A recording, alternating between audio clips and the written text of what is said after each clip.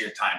So before we go back to coronaviruses and the vaccine, I do have one question, because I know people, they think about viruses mutation, and I know the answer to this, but I want you to talk about it. Are viruses alive? And if not, how do they harm us? So this is a pretty key question.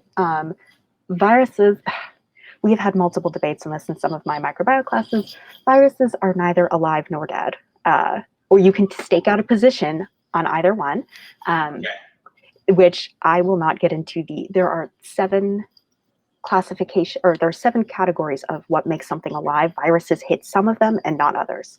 So, but essentially, one way to think about viruses, and I apologize to actual scientists, they're kind of like parasites, because parasites are a real thing. Viruses are not actual parasites, but viruses depend on us to live, to replicate, to function.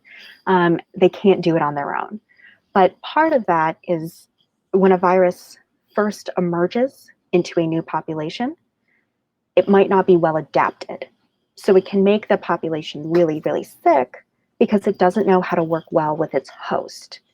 So one thing that we see, and they've actually, we've seen this multiple times, one of the best recorded incidences is in Australia, is the English came to Australia, they wanted to hunt, they brought rabbits with them, and they released the rabbits so they could go hunting.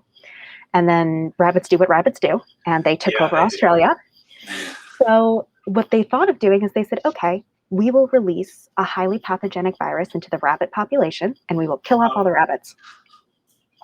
But here's the thing. What happened was the rabbit population dropped precipitously. And then all of a sudden it started coming back up, and it kind of leveled out.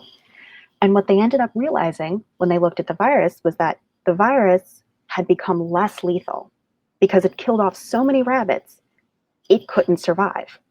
So the virus mutated itself, and it found a way to coexist with the rabbit population. So part of why viruses make us sick at the beginning, the reason we see pandemics, is they come into our population and kind of shock us.